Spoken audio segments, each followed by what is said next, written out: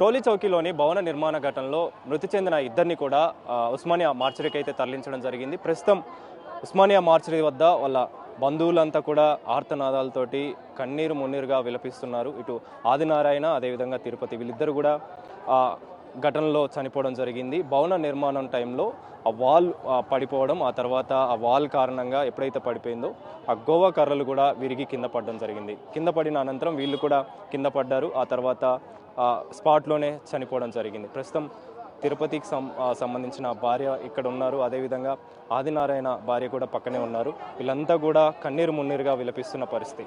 ఆదినారాయణ అదేవిధంగా తిరుపతి వీళ్ళిద్దరు కూడా రోజువారీ కూలీ క్రమంలో మేస్త్రి పని చేసేందుకైతే ఆ టోలీ చౌకీలో భవన నిర్మాణంలో ఉన్న పనికైతే రావడం జరిగింది. వచ్చిన క్రమంలో ఆ తర్వాత పని చేస్తున్న టైంలోనే 7వ అంతస్తులో బిల్డింగ్ అయితే కడుతున్నారు, వాల్ అయితే కడుతున్నారు. కడుతున్న క్రమంలోనే ఆ వాల్ అనేది పడడం, కింద పడడం, ఒక్కసారిగా ఆ వాల్ పడిన క్రమంలో ఆ కర్రలు అనేవి ఇరిగిపడ్డ తర్వాత పైన నుంచి కింద పడడంతో ఒక్కసారిగా వాళ్ళిద్దరు కూడా స్పాట్లోనే మరణించడం జరిగింది. ప్రస్తుతం ఇద్దరి మృతదేహాల్ని కూడా ఉస్మానియా మార్చరీకి అయితే తీసుకురావడం జరిగింది. రేపు వాళ్ళ మార్చరీకి సంబంధించి పోస్ట్ మార్టం అయితే పూర్తయ్యే అవకాశం అయితే కనిపిస్తుంది. మీరు విజువల్స్లో చూడొచ్చు, కన్నీరు మున్నీరుగా ఆదినారాయణ భార్య అయితే విలపిస్తున్నారు, బాధపడుతున్నారు. తీవ్రంగా విషాదం అని చెప్పాలి. ముఖ్యంగా వీళ్ళంతా కూడా శ్రీకాకుళానికి చెందిన వాళ్ళు. రోజువారీ కూలీలో భాగంగా భార్య అదేవిధంగా ఆదినారాయణ వీళ్ళిద్దరు కూడా పనికని వెళ్ళడం జరిగింది. ఇటు తిరుపతి అదేవిధంగా ఆయన భార్య కూడా వెళ్ళడం జరిగింది. రోజువారీ కూలీలాగానే పనికి వెళ్ళారు. కానీ అనుకోని సంఘటన చోటు చేసుకుంది. మాట్లాడదాము ఒకసారి. అమ్మ ఒక్కసారి అసలు మీరు ఏ సమయంలో పనికి వెళ్ళారమ్మా? ఏ సమయంలో పనికి వెళ్ళారు? మేము రోజు అక్కడే పని చేస్తాము. మేము సంవత్సరం అవుతుంది అక్కడే చేస్తాము. ఈ రోజు కూడా నార్మల్గా మంచిగా చేస్తాను. ఎప్పుడు అలా జరగలేదు. ఒక్కసారి ఎలివేషన్ ఇలా కిందకు పడిపోయింది. నలుగురు ఒక్కటేసారి 7వ ఫ్లోర్ మీద నుంచి కిందకు పడిపోయినారు. పైన పెంట్ హౌస్ 7వ ఫ్లోర్ పైన కడతాను. ఎలివేషన్ ఇలా గెసలు పెడతాను. మెత్తండ్రు సరే లాస్ట్ కండిస్తాను దిగిపోతారు. అంతప్పుడు అలా జరిగిపోయింది. దిగే టైంలోనే అలాగే జరిగింది. ఎలివేషన్ చేస్తాను బయట కూలిపోయింది. అంతే కూలిపోయింది. అది వీళ్ళ మీద పడిపోయింది. బయటకు పడిపోయినారు నలుగురు. ఒకటేసారి ఆ నలుగురు ఒకటేసారి పడిపోయినారు. ఒక్కసారి పడిపోయింది. మొత్తం వాళ్ళ మీద పడిపోయింది. ఆ గోడ పడిపోతే ఆ గోడతో పాటు నలుగురు పడిపోయినారు కిందకి. మేము నలుగురు మేస్త్రులు, నలుగురు మా లేబర్ అన్నాం. మేము అక్కడే ఉన్నాం. వెలిగిస్తున్నాం గంపతో ఉన్నాం. మేము చూస్తుండగా పడిపోయినారు. మా కళ్ళ ముందులేని నాయన కిందికి పోయి చూసేసరికి పరిస్థితి ఎలా ఉందమ్మా? చూద్దోడికి బొమ్మలు పడిపోయినరు. ఎవరు ఎక్కడ ఉన్నారని చూసుకుంటే మా ఆయన గేట్ కాడ ఉన్నాడు. బొమ్మలు పడిపోయి ఉన్నాడు. బొమ్మలు పడిపోండు. ఏటు కదలలేదు. చెయ్యి ఇరిపోయింది, కాలు ఇరిపోయింది, బుర్రకి దెబ్బ తగిలిపోయింది, చెవిట్లు వెళ్ళి రక్తం వెళ్ళిపోయింది. నాయన లేపినాను, నేను తిరిగేసినాను, నోట్లు నోరు పెట్టి ఊదినాను. లేదు ముక్కలు ఊపిరి వెళ్ళిపోతుంది. ఎలివేషన్ అనేది కొంచెం గట్టిగానే కడుతూ ఉంటారు. అంటే ఏంటి సరిగ్గా లేక అలా జరిగిందో మాకు తెలియదు. నాయన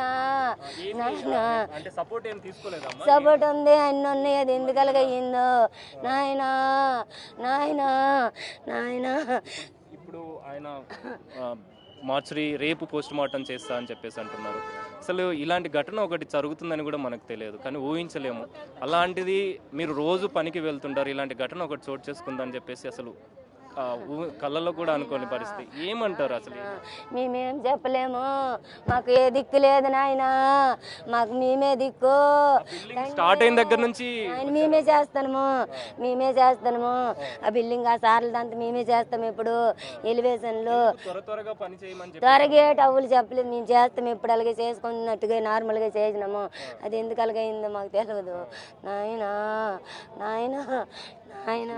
కన్నీరు మున్నీరుగా విలపిస్తున్నారు. ఇక్కడ తిరుపతి భార్య కూడా ఉన్నారు. వారితోటి కూడా మాట్లాడి అసలు ఈమె కూడా పనికి వెళ్ళింది కాబట్టి ఈమె కళ్ళ ముందు ఆయన పడిపోవడం జరిగింది. ఆ తర్వాత మరణించడం జరిగింది. మాట్లాడదాం అసలు. మీరు రోజు లాగానే పనికి వెళ్తున్నారా? ఏంటి అసలు ఎప్పుడులాగే పని చేసాం సార్. మేము ఎప్పుడులాగే పని అంత మంచిగా అయిపోయింది పని మొత్తం. పని మొత్తం మంచిగా అయిపోయింది. లాస్ట్ గంప కోణం ఒక్కటి ఉండేది, పైన కోణం వేయడానికి ఒక్క గంపే ఉండదు. అందరూ అటు నుంచి జారిపోండ్రు కదా మావాడు. చివరి టైంలో వెళ్ళిపోయే సమయానికి అయిపోయే టైంకి టైం అంతే 3:30 టైం అప్పుడు జరిగింది సార్.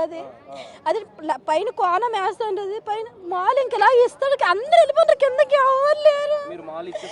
మాలేసి కనబడరు. గోవా ఎంత హైట్ ఉంటుంది గోవా, అలా కనబడరు. గోవా మీద ఉంటేనే మాకు కనబడతారు.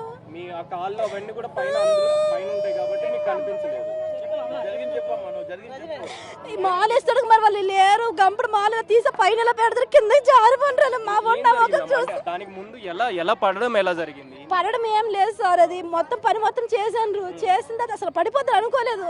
వాళ్ళు సరదా దేవుడి పాటలు పాడుకొని, ఈరోజు రాముడు ఎందుకు పాటలు పాడించాడు, దేవుడి పాటలు పాడుకొని అన్ని అది చేసిన ఎస్లు అన్ని జారిపోయి ఇలా గుద్దేసింది. వాళ్ళకి గుద్దేసింది, బయట గుద్దడము, బయటకు వెళ్ళిపోయినారు మొత్తం.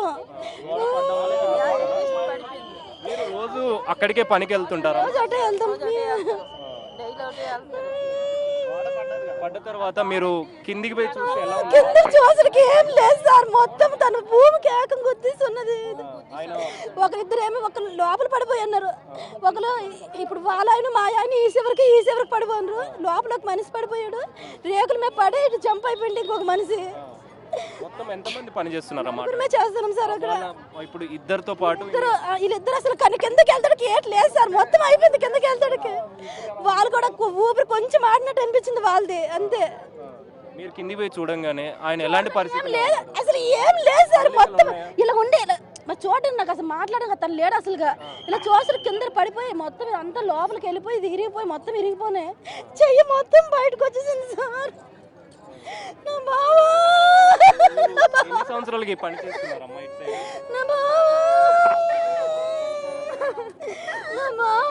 మొత్తానికైతే కన్నీరు మున్నీరుగా ఇద్దరు భార్యలు కూడా, అంటూ ఆదినారాయణ భార్య, ఇటు తిరుపతి భార్య, వీళ్ళిద్దరు కూడా రోజువారీ కూలీలాగానే పని కోసం అని వచ్చారు. అంటే ఆ బిల్డింగ్ ఎప్పుడైతే నిర్మాణం జరుగుతుందో అప్పటి నుంచి కూడా పని చేస్తూనే ఉన్నారు.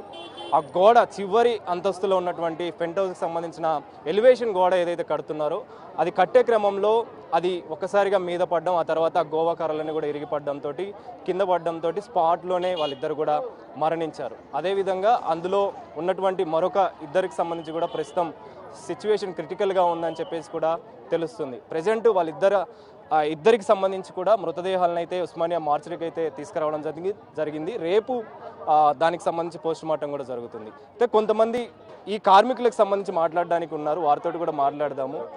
మీరు ఏం డిమాండ్ చేస్తున్నారు? మరి ఇది ఎవరి నిర్లక్ష్యం అంటారు, ఏం చెప్తారు?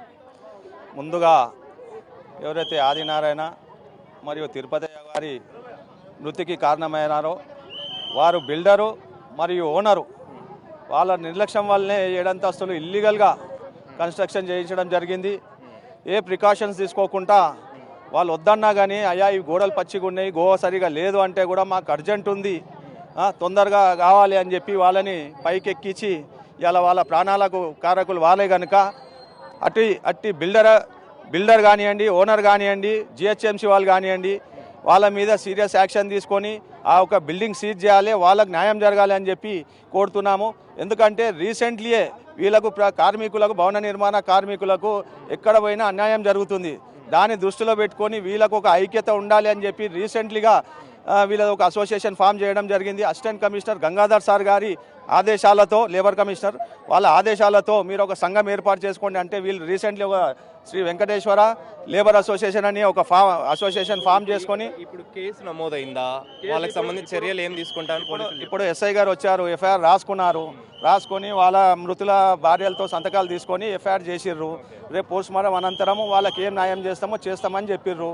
మేము కూడా ఏం డిమాండ్ చేస్తున్నామంటే బిల్డర్ ఎవరైతే ఉన్నారో, ఆ ఓనర్ ఎవరైతే ఉన్నారో వాళ్ళ మీద సీరియస్ యాక్షన్ తీసుకోవాలి, వాళ్ళ మీద కఠిన చర్యలు తీసుకొని వాళ్ళకి జైలుకు పంపించాలి. ఏదైతే ఇల్లీగల్గా కన్స్ట్రక్షన్ చేస్తున్నారో అది ఎన్ని ఫ్లోర్లకు పర్మిషన్ ఇచ్చారో, ఎన్ని ఫ్లోర్లు లేపిర్రో వాళ్ళ మీద సీరియస్ యాక్షన్ తీసుకొని బాధితులకు తగిన న్యాయం చేయాలని చెప్పి ఈ అసోసియేషన్ ద్వారా శేషి గారు ప్రెసిడెంట్ గారు ఆ అసోసియేషన్ ద్వారా వాళ్ళకు న్యాయం జరగాలని చెప్పి మేము కోరుకుంటున్నాం.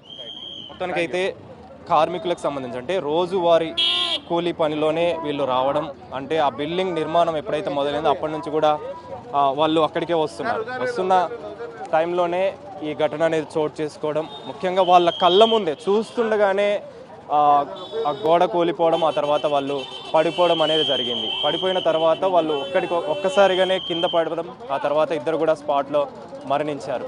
ప్రస్తుతం ఆ ఇద్దరు తిరుపతికి సంబంధించి కావచ్చు, అదేవిధంగా ఈ ఆదినారాయణకి సంబంధించి కావచ్చు, వాళ్ళిద్దరి మృతదేహాలను అయితే పోస్ట్ మార్టం నిమిత్తం ఉస్మానియా మార్చరీకి అయితే తరలించారు. రేపు పోస్ట్ మార్టం పూర్తవుతుంది. పూర్తయిన తర్వాత వాళ్ళకి సంబంధించి కూడా చర్యలు తీసుకోవాలని చెప్పేసి ఎవరైతే ఈ భవన నిర్మాణానికి సంబంధించిన ఓనర్ ఉన్నారో ఆ ఓనర్ని కూడా కఠినంగా శిక్షించాలని చెప్పేసి, వాళ్ళకి తగిన న్యాయం చేయాలని చెప్పేసి కూడా ఇక్కడున్న కుటుంబ సభ్యులు కావచ్చు, కార్మికుల తరఫున మాట్లాడే వాళ్ళు కావచ్చు డిమాండ్ చేస్తున్నారు. కెమెరా పర్సన్ హరీష్తో కలిసి అనిల్, బిగ్ టీవీ, హైదరాబాద్.